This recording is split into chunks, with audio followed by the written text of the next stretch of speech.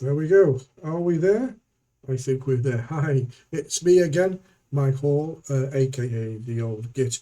Right, today is going to be a little bit intense because I think a lot of things are coming to their head in the UK and across Europe and in the world, in fact, with what's going on with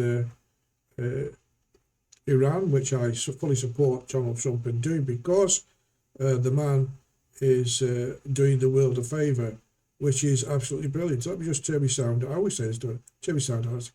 I hate listening to myself coming back. Anyway, so what else is all happening?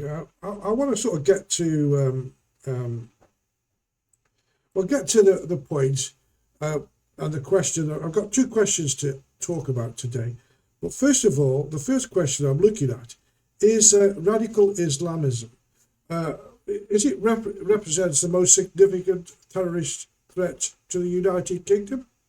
Now, with MI5 reporting that approximately 75% of its top priority investigations are linked to Islamist extremism as of 2024, and the threats is characterized at high level with severe threats, indicating attacks are highly likely.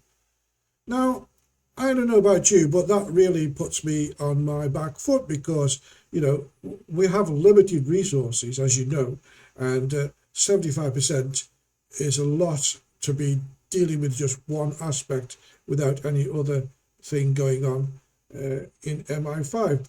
MI5 have advised the UK, but as usual, it falls on Starmer's deaf ears and continues to prioritise Muslims. Now, you may ask, well, where's the evidence? Well, the evidence is all over social media. In fact, so much of it. Could you imagine going to Pakistan or Bangladesh and proposing to eradicate Islam or demand Christianity and force them to adopt Western values? I'm sure you wouldn't get any further than the airport. Now, just to prove my point, I'm going to show you a number of short clips. And please listen carefully to what is said in each clip, which I can assure you are all genuine. Now, let me play you the clips and then we'll sort of go from there, shall we? So, here comes the first one. Islam hasn't come to fit in to the Indian system or the French system or the British system. Domination is when you have your own system, your own set of laws where you can apply. Islam didn't come to be accommodated into a secular world. Rather, Islam came to establish itself and accommodate all other people within the fold of Islam as Muslims or Ahl Dhimma. Well, Muhammad's 3 steps was immigrate, increase, eliminate. Immigrate into Medina as a religious refugee. Increase the number of your followers, of those who feel like they've been victimized. And then you eliminate the previous culture. You're right, neighborhood by neighborhood. We don't say that Islam is here to live, to coexist with lots of different religions and all of us can just hold hands and be friends. This religion was sent to dominate the world. We want to change the power structure, the existence of how human beings live today to be under an Islamic world order. Islam should rule everywhere, he says. The whole world has to become Muslim. Well, I mean, that's pretty explanatory. Those are all genuine clips. And I can find you as many as you like, and they're all expounding the same filth, which is we want to eradicate every other religion, and there can only be one religion, which is Islam. Now, these preachers are going into various mosques all across Europe and the UK, and they're exposing this vile sort of ideology in there. And of course, young people are very, they're taken aback and they look for some cause and they start getting involved in these things. And then the problems get bigger and bigger. The American senator who was speaking there said the same MO, which they did with Lebanon and or many other countries they go into. They emigrate, they increase by having children, and then they eliminate the socialist society and indoctrinate people into their ideology, or they try to. And we know what's going on in the world today with the Iran war and Israel are doing us a big favour. Why will people ever understand that Iran is the funder of almost every terrorist group in the world who's trying to force this ridiculous ideology on you? And you say, oh, well, there's lots of Muslims that are okay. Yes, there is. But they are influenced by what goes in their community. They're afraid. And those that are not afraid, well, they do pretty well in Western society and still follow the religion, as they do in many Muslim countries, which are not Bangladesh or Pakistan. Now, there are so many ways they operate. Radical Islamists enter the mosque, and here is yet, let me show you another example, just to show you that I'm not trying to, cherry pick. I've just picked a few, because if you want me to, I'll put you 50 of these on, and they're all different, and they're all spouting the same rubbish. But listen to this guy in the mosque. Islam is growing in Europe, and we're going to take over anyway. Yeah, I read Very soon, I'm sure. with your speech in Paris. You talked about the black flags, planting black flags. What does that mean? Yeah, the black flag is the flag of Islam. We have a black flag, yeah. You have the American flag, and you people went to the moon and planted the American flag. So when a Muslim says, I'm going to plant the black flag on the White House, everyone is surprised. Why is he saying that? And what's more crazy, planting a black flag on the White House or planting an American flag on the moon? I don't know, just I'm asking the question. So an Islamic flag, we believe that Islam will dominate the world. It's a little bit funny to say, but Islam will dominate the world.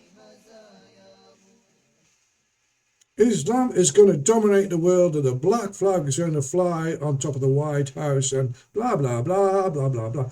You say it's all talk, but it's not. Basically, we are the great Satan. We are the Antichrists of Islam. That's what we are. We are the kafir, the unclean, the people that should be annihilated or converted into their ideology. That's who we are, and that's how we're thought of. Now, a lot of moderate Muslims, which there is, I still say that a lot of Muslim people only came to have a better life. But they're not having a better life because they're controlled through the mosques, through the communities, through the Sharia courts, through the Sharia councils, by these idealistic idiots who are all funded again by the Muslim Brotherhood and, of course, Iran. The Muslim Brotherhood, I think they control about 80 mosques in the UK. It just gives you the idea of how they operate. But anyway, the British government doesn't listen to MI5, so maybe they may listen to a Muslim from one of the progressive Muslim countries, of which there are many, who are warning Western leaders, and you close your ears to those warning you people. And you close your ears at peril, because they are telling you, chapter and verse, what is happening. So just, again, let's have a warning that is being sent out. And it's, again, you can go to the social media, and you'll find many people from Arab progressive countries giving you the same message. But let's listen to this chap first. That a person that lives in Dubai, a Muslim person from the same background of the person that lives in France or in UK, third, fourth generation here, they're still open mind, they're still Muslim, they're still conservative, yet they're not radical. They're not supporters or glorifiers of terrorists. But a person who is a Muslim living all the way in France or Britain is more radicalized and is more, there is more likely that he's going to become a member of the ISIS or a Muslim Brotherhood terrorist organization. It's the fact that the West, up to this point, the media is justifying the existence of, for example, Islamic Relief as a charity organization in UK or in the West. Why? It's not a charity organization. It's a foundation or an organization that steals the money from the West, the pockets of the people who are willing to help. Yet he takes that money and he gives it to organizations, terrorist organizations in the Middle East, under the name of a school and hospitals. But those schools are run by actual Islamist terrorists who fund and support even Hamas. Unbelievable. cannot be Muslim more than me. You will not be more Arab than I. So why is it that I banned the Muslim Brotherhood and you haven't? Why is it the fact that Islamic Relief is banned in UAE and it's banned in Mecca, but is allowed in Paris and in London? So it's, yeah, there's a lot of questions to be asked. Yeah, I think there's many more questions that we will explore in a follow-up to this. The guy sits there very forthright and knows what he's talking about. He's not a radical person. He's comfortable in his own atmosphere. He's telling you what's going to happen. You know, it's not good when a progressive Arab has to come out and speak like this, because, you know, a lot of people would say, oh, I wouldn't go to the UAE, it's an Arab country, it's Muslim. You're safer there than you probably are on any street in the UK at the moment, to be honest. They don't stand any crime over there. You know, it's good. Same as in Saudi Arabia, same as in, I think, Oman and Dubai. These places are all good places to go, because even though they're Muslim countries, they have a great way of life and a way of law. Okay? Now, how is what's happening in the UK and in Europe affecting normal people in the UK? Well, what's the word on the street, you could say? Are normal people really bothered about the Islamist threat? Is it real? Are they talking about it? I'll just pick one clip random, which you might find interesting. But again, because of the fear of being called a racist, an Islamophobic person, whatever it is they call you these days, a lot of people don't speak out. But listen to what these people are saying in this little clip, and you can make your own mind up. But what's happening now is a takeover. This is the end. So how can you tell us to go? We're not going nowhere. We are here to stay. Like I said, we're not here to take part. We're here to take over. It's not against Islam or Muslims. It's against who is letting them our daughters today. And what makes this rise of Islam scary is the number of documented cases of radical Islam in the UK in recent years. The most important thing is, Elliot, that we must understand this is the end. I'm not an idiot. I lived 12 years in Iran and I know about Islam. Persian people are not Islamic. They have the religion there, but they're not the mindset of the Arab nations and Pakistan, these kinds of Islamists. But what's happening now is a takeover. If you walk up here and you see a young British girl, you might see her with a t-shirt and shorts. Well, that was normal for us. When they look at you, filth, destroy, filth and lies. You've got to do what he tells you. And they look on us as something to be just got rid of. But the mentality is the evil, very evil. We've recently got 4 mosques in Dover while they're pulling down churches. This is not going to get any better. Not in your country, not in my country, not anywhere in the world. This is the beginning of the end. I find it quite frightening when a lady of her age, she's obviously lived a life, and she's turning around and saying things like, this is the end. If they see a girl in the street with a short skirt and a tight top, they spit down them in certain areas, which is true. I know that. I've seen that with my own eyes. And I mean, she did mention Arab countries, but she did finally say Pakistan, and because all the people in that particular area where that was filmed are from Bangladesh and Pakistan.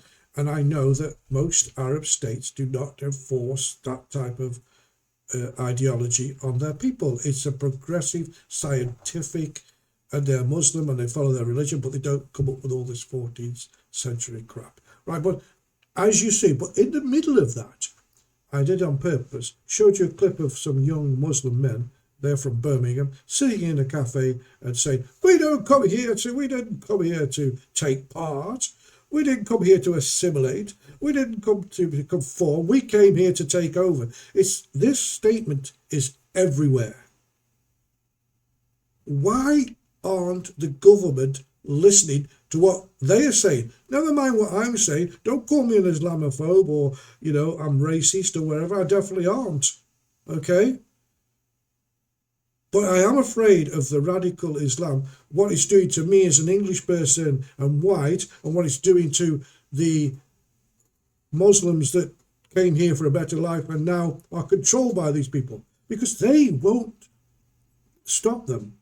And the reason being because they're afraid. They see what happens in other countries when they take them out on the streets and shoot them through the head. They know all this, so they keep quiet. So, you know, don't blame every Muslim because they're not.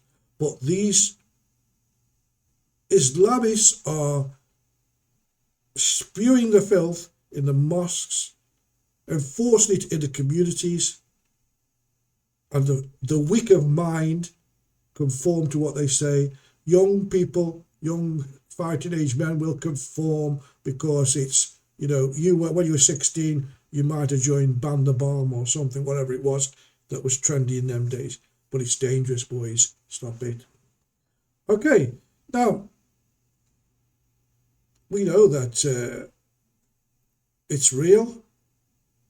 And I want to show you something else. Now, again, how it's affecting daily life, what you have to try and understand in daily life, simply because of Islamists and Muslims who feel empowered, as I said, especially the young ones now. And eating food. Why should a woman should be interfered with? And I want to show you a clip. Is she really doing anything wrong? You tell me. Is this woman doing anything wrong? Excuse me? Sorry? Yeah, I can smell that. Do you mind eating that somewhere else? I'm fasting. That's not my concern. Yeah, but I'm fasting though. So why are you out? What do you mean why am I out? If you're fasting, you should be indoors. Yeah, but I'm eating my lunch and you come and disturb me. Yeah, What for? yeah, but I can smell it. So what? It's food. Of course you're going to smell it. Yeah, but can you not just wait until you get off the bus? Don't tell me what to do. You're fasting, stay indoors and don't come and bother nobody on the bus. No, but I'm just saying. I'm eating my lunch. Yeah, but what's your problem? Because you're right next to me and I can But smell go it. downstairs. Yeah, do you think you should have manners and not eat inside the Go bus? downstairs and leave me alone. It's my lunch. Yeah, but like I said, I'm fasting and I can smell it. That's your business. Stay indoors. What do you mean stay indoors? I need to go out and see When this I fast, I don't go out. Stay indoors, read your Bible, and keep quiet. Well, first of all, I don't read the Bible. Second of all, just because you stay inside when you're fasting doesn't mean I need to do that as well. When you shouldn't be coming out here making trouble with the... No. What was she doing wrong? Maybe it's not very nice to eat your food, but there's another reason if I can have a chocolate bar or a can of Coke or whatever it is you want to have on a bus, we do. I don't, you know, it's not against the law. It's quite normal that people do that. In fact, some people who are on the tube trains and places, they haven't got time for lunch. So they're on their way to a meeting and they grab a sandwich and eat it on the train, or, you know, it's done. In fact, they serve food on trains. It's not her fault that he is fasting. And she's not, why should she change? Do you think she was in the wrong? I don't think she was in the wrong. You know, you don't come to a society and try and enforce your beliefs or ways. If you're fasting, which I understand Muslims do right through until I think it's just ended Ramadan, if you're really that forthright about it, then don't go in public places where you might think people are eating. You can, but don't expect people to say, oh, as a Muslim coming out, put me bacon sandwich down quick now. No, they don't. And they shouldn't have to. You know, it's give and take, isn't it? And it seems it's all take at the moment. Anyway, well, whilst we're on the streets, is it really necessary to pray in the streets when there's thousands of mosques in the UK? Some say this is a show of strength, just to intimidate. Now, I don't know what you think, but I think they're probably right. Why should you? I mean, you know, we do have festivals, whether Hindu, Sikh, but there's no intimidation there. It's not groups of men who are beating themselves on the chest, and it's frightening to see. There's a purpose for it, or going on mass prayers in the middle of Trafalgar Square. They have Milas, they call it, which is their festivals, and even everybody goes, even white people go, would you believe? But this is quite serious, because the type of praying on the streets, it seems to be very aggressive in the way that it's conducted, and for me, it's not right. But anyway, again, take a look yourself. What reason of these people, for example, to play on the street when they're next to a very perfectly good mosque? What you tell me, is it a show of strength? سمع الله لمن حمده ربنا ولك الحمد الله أكبر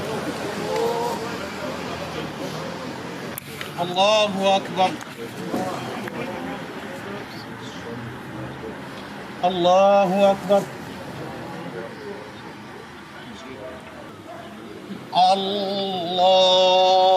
الله أكبر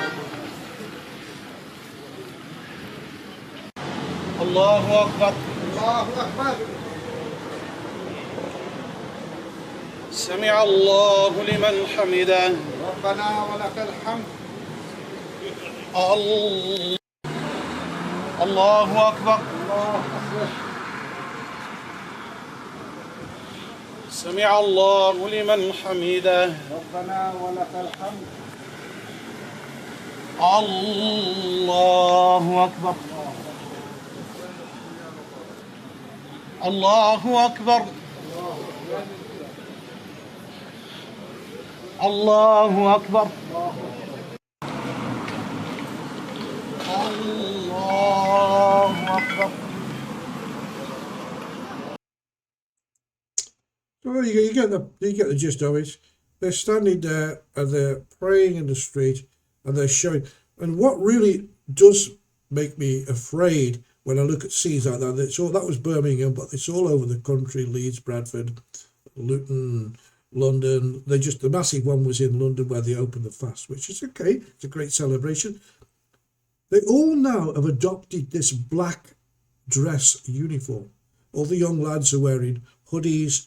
They have black trousers and tops, and a lot of them wear masks, and that's how they walk around in the day.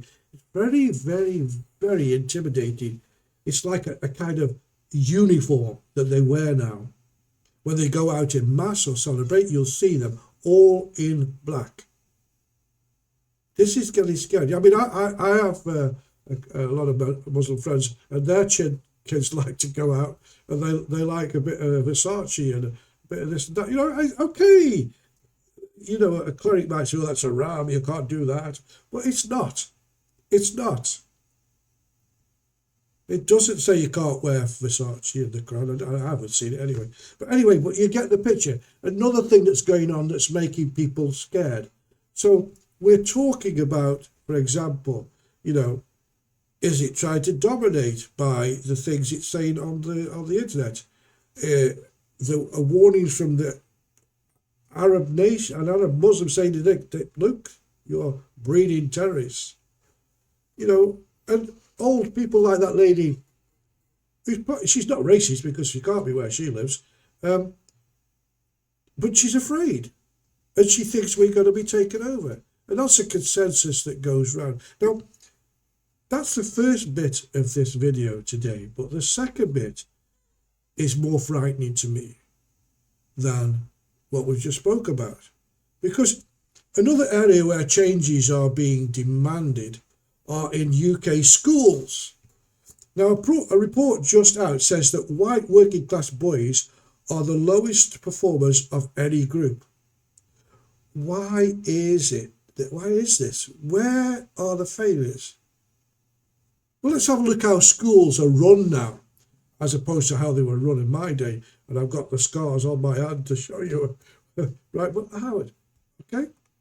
But on the other hand, for example, complaints from Muslim parents in UK schools often centre on aligning standard curriculum activities with Islamic principles of modesty and prohibition of specific foods and art. Schools and local councils strictly issue guidelines to manage these sensitivities while maintaining a broad curriculum. That's what they say. But what are the key concerns? What are the key concerns? One major concern is teaching non-Muslim children to pray, and plus take them to mosques, and peer conversion now going on in schools.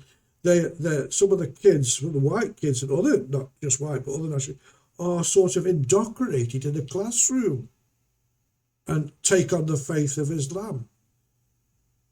Now, that, for me, is wrong. I mean, for example, if we take this one, okay, let's just a little idea what I'm saying. You say Allahu Akbar, that means you're going to translate, yeah? Yeah, I'm going to translate it. Allah is great. Allahu Akbar. I bear witness that there is no God but Allah, and I bear witness that Muhammad, peace be upon him, is his servant and final messenger. Nara Takbir! Well, there you go. I mean, that's going on in certain schools up and down the country, the UK. Your young children, without even your parents knowing, are probably getting indoctrinated. You see the mosque, all them kids there were in their Boy Scout adverts, or the other one, what's the younger one? They were there and they were being taught how to pray. I've never, ever seen a Muslim party of children being taken to a church or a synagogue, because the parents would just not allow it. But the white and other nationalities can be taken and they're being indoctrinated. This also tells me that the schools are not following the curriculum. They've been forced to concentrate on other things. The religion of your child is the responsibility of the parents, not the school.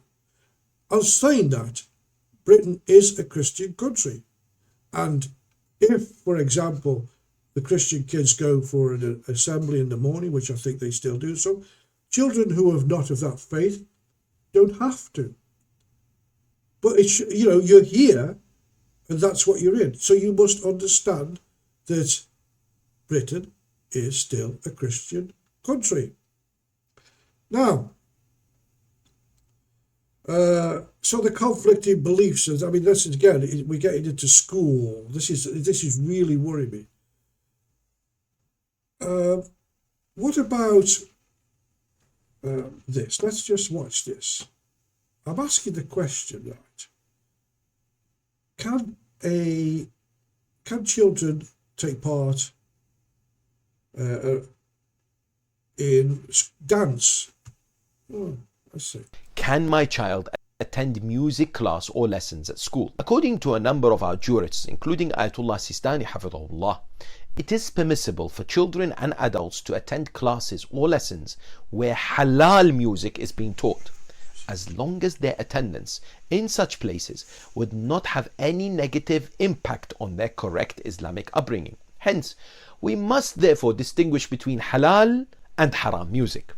Haram music is the music that is suitable for gatherings of amusement and entertainment, i.e. those commonly played in places such as bars, clubs, discos and parties. Any music that is not suitable or usually played in those areas is halal.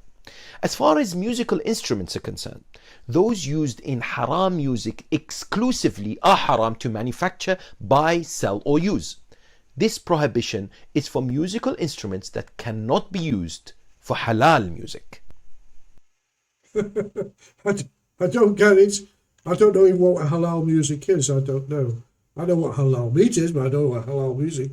But again, requests to withdraw children from music lessons in some schools allowed despite music being part of the national curriculum. Music is part of our culture. We enjoy music. We have many famous composers, if you like, classical and pop groups, and young kids want to go and dance and be happy.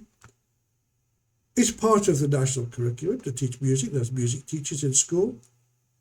But these people want to pull their kids out of. Again, another thing that teachers have to contend with. How do you balance this? How do you take these kids out, put these kids in?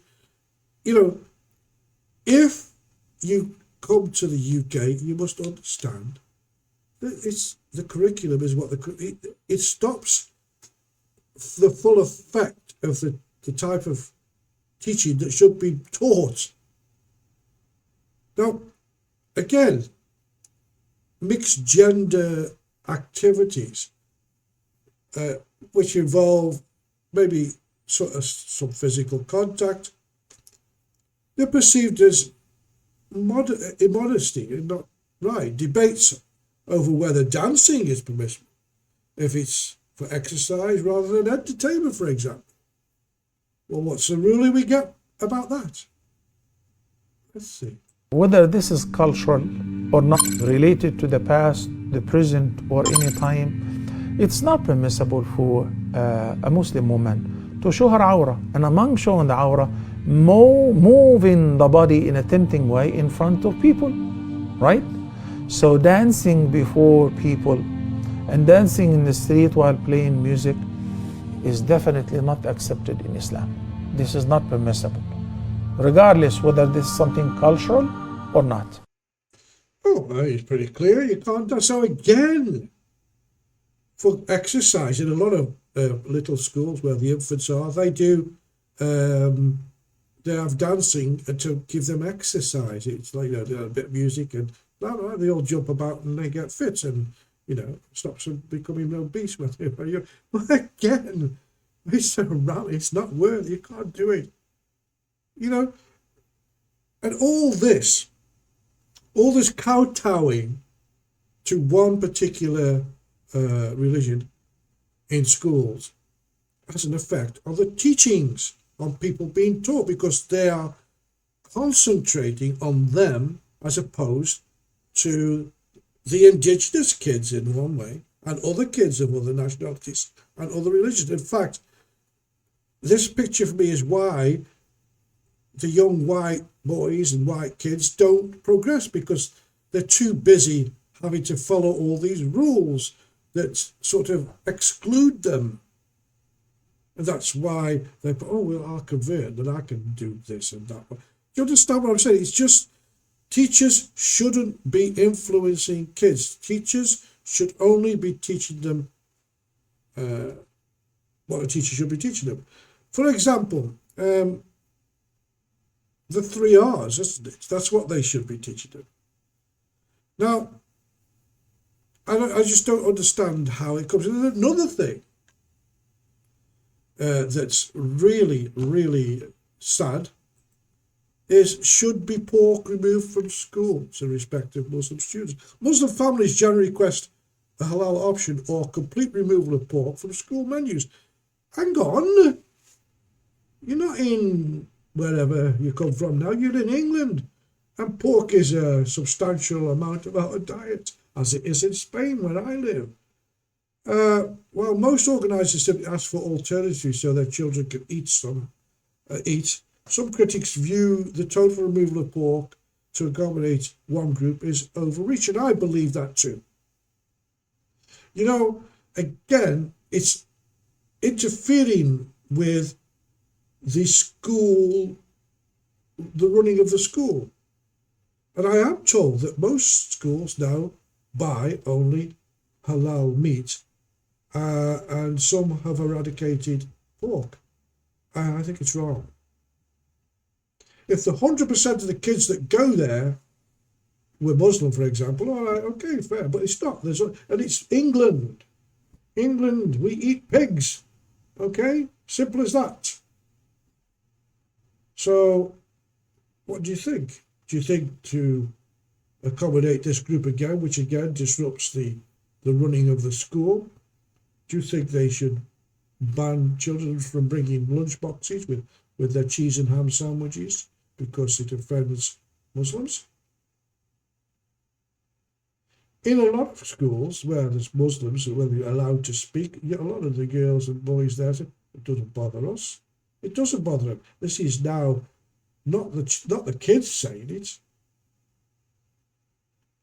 It's these interfering Islamic radical preachers who say, it's haram and you shouldn't be doing it. In fact, in some countries, like, I think it's, where is it now? Afghanistan, they can't, girls are not allowed to go to school even. We wouldn't have that, would we? So all these things that I'm saying to you right now disrupt the school day, disrupt the way the school runs, and also it takes away the focus from the majority and the people who are basically Christians or other religions, because it all, we can't upset these people, we have to do this, we have to do that, we have to do that. Well, no, you don't. It's getting to be ridiculous. So let's look at the next thing that's going on in schools. Dress code and modesty. Now, tensions have arisen over the skirt lengths. In one case, a student was repeatedly sent home because her skirt was deemed too long. In my day, it was too short. By the school, while her family maintained it was a requirement of her faith. You know, I think we've been more than accommodating. The hijab and the face veil, well, you know, we see it here. Now, a school in London that had banned hijab or headscarves for girls under the age of 8 has now lifted the ban after much furore. St. Stephen's School in Newham, East London, which is one of the country's leading state-funded schools, had imposed the ban over the weekend and was even planning to extend it to girls under the age of 11. The ban came after the chair of governors, Arif Kavi, had urged the UK government to take an action on young children wearing hijabs and fasting. He has now stepped down after strong criticism from parents and the community there. The school website now in fact carries a statement which reads, the school's uniform policy is based on the health, safety and welfare of their children. The school has taken the decision to make changes to this policy with immediate effect, and this follows on from the conversations with our school community, they said. They said, we will work with our school community to continue to review this policy going forward in the best interest of our children. Well, there you go, Cowtown, Batbend. How, you know, legal battles have occurred regarding the right to wear the traditional Islamic dress, like the hijab, or the niqab, with courts sometimes upholding the school's rights to enforce the uniform for communications or integration purposes. Now, that's not right, because that school, which is a state-funded school, had that decision overturned so they could wear it. Again, kowtowing, wasting school time, changing rules for one group and not for the other. It's all wrong. And all the reason why they had it overturned is the pressure of the parents.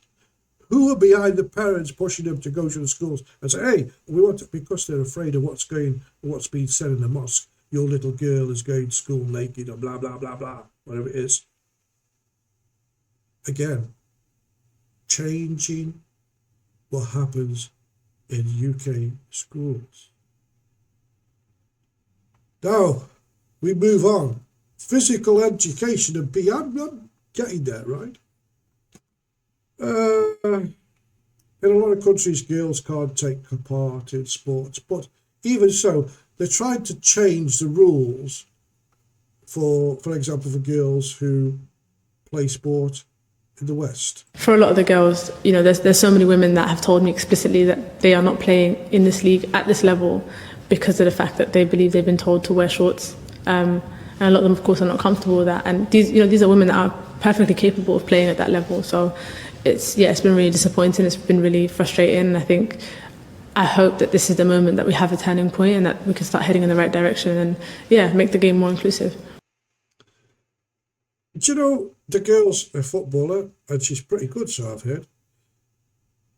But it's this, again, well, we don't want you to wear the hijab. We want you to wear the shorts and the football strip that we all play in this country.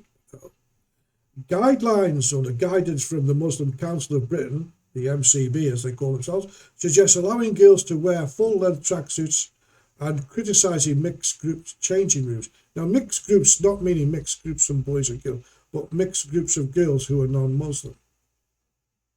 Why? I don't know. Okay, but there you go.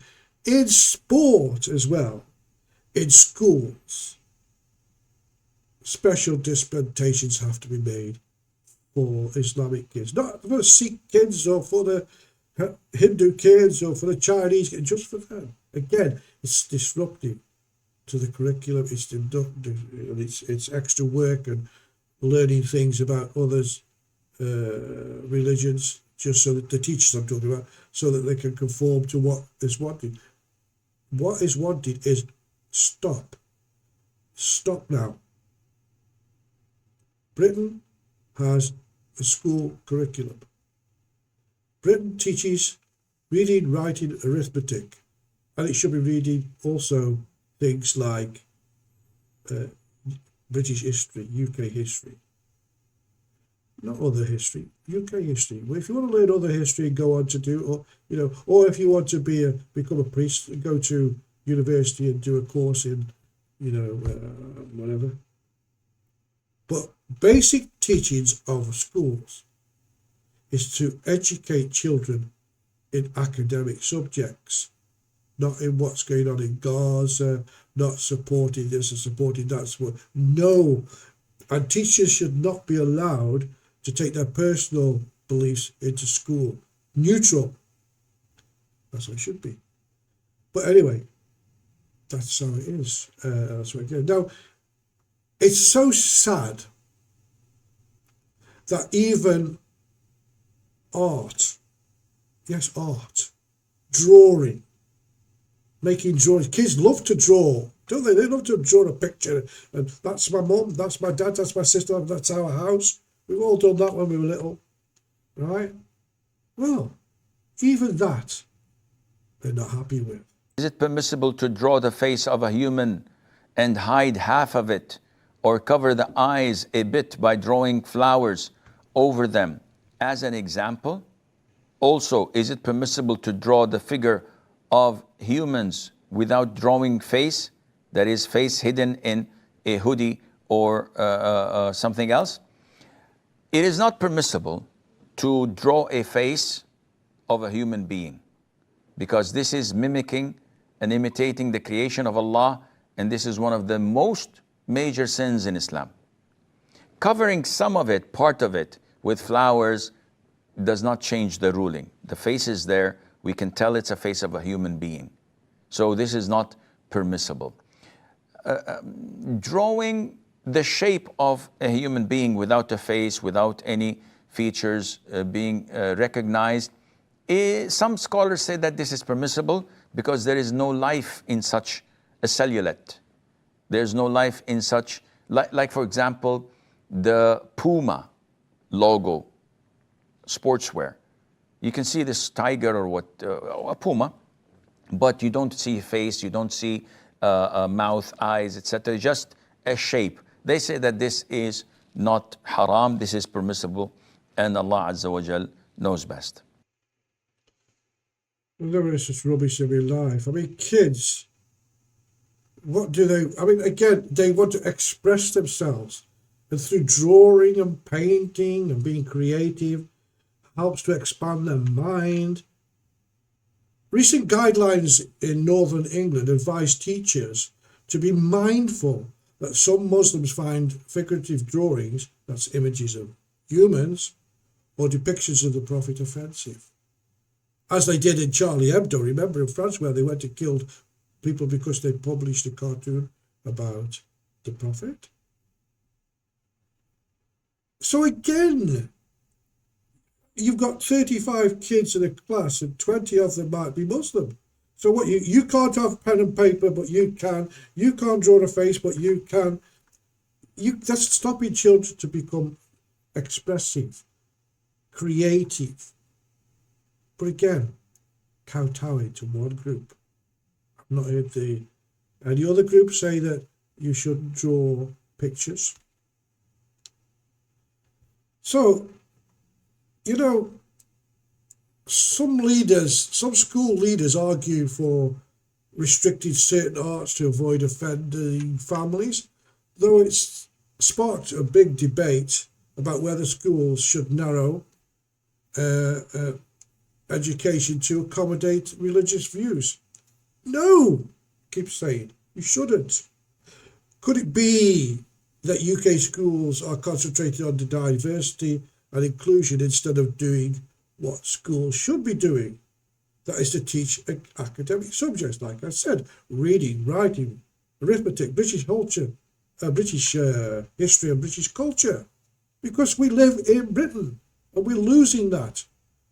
We're getting kids, white kids, who don't even know anything about their own culture. They know more about Muhammad than they do about, you know, what happened in 1066, the Battle of Hastings, which is very famous. They don't know that now because there's no room in the curriculum anymore, because that would be offensive, because you'd be teaching something that's from our culture, not their culture, which is absolutely wrong. Now, on that subject, I think I've covered pretty well, and I think you understand what I'm saying. And then you're saying to me, well, you know, no, well, nothing. Why are white British kids not making the grade? Because they're not paying attention. They don't want to be taught this. And of course, there's some lazy parents as well. But that's a different subject. All I'm saying is, you ask the question, why are white British boys failing? They lose interest. Can't draw, can't be creative, can't do woodwork, can't do this, can't... That's the problem.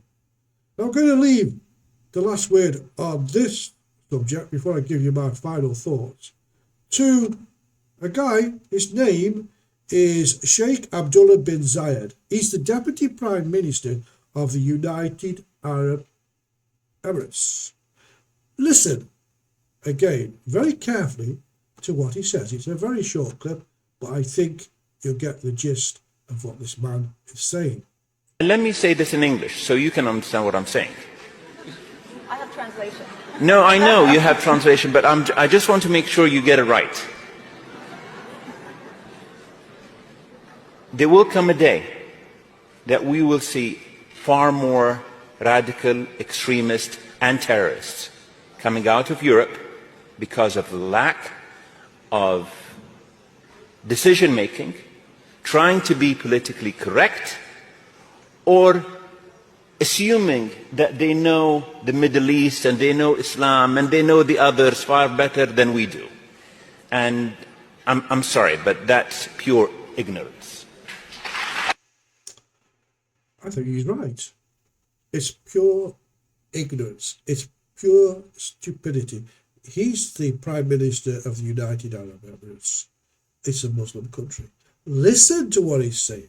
He's not the only one that predicts this, that out of the West we're producing more radical people than any of those Arab states, apart from Iran, of course. It's got to stop. We have to get back to being British. People come here and assimilate or disappear. You come to Britain to live. I live in Spain. I live in accordance to the Spanish rules, the Spanish laws. You know, there's things I don't like. For example, I don't like bullfighting, but it's not my place to try and get it banned, is it? No. It's the Spanish culture. It's their way. So same as in England, I don't like fox hunting or that kind of, any blood sports I don't really like. But that's my opinion, and I don't have to enforce it anywhere except where I should. As I said, I live in Spain. In Spain, and this is what this is my biggest bugbear. This is my final thoughts before I disappear. In Spain, okay, I can vote in all the local elections because although I'm a permanent resident here, I'm not Spanish. But when it comes to the general election, I can't vote. Why is it that in England, as soon as you get off a boat, 3 months later you can vote? So they tell me. I don't know. It's wrong. Indigenous people should be the people that vote. And you say it's Romans and this, I don't care.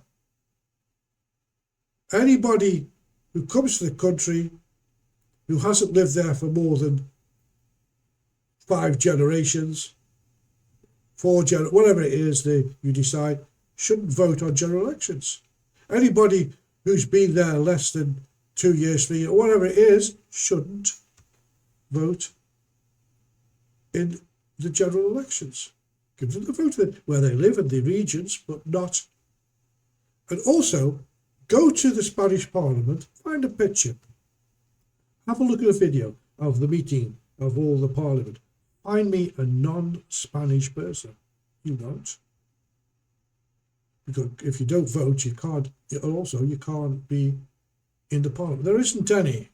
And it's not only Spain that do that, but why is Britain allowing now radical, not good Muslims like Zia Yusuf, who I think is absolutely tremendous, or Ben Habib, who I think is tremendous. And I can give you names of lots of Muslims who've done well, they lived, they assimilate, and they follow their religion. But to these radicals, they are horrible people. They are not Muslims. Well, they're more Muslim than they are. I'll tell you that now. And I've got the biggest respect for Zia Yusuf. Because I think if when their party get in and he will do something about this stupidity. I hope so. That's something else. So it's good that what they do in Spain, but also in England, you've got radical Muslims, people who've got voted in on the ticket of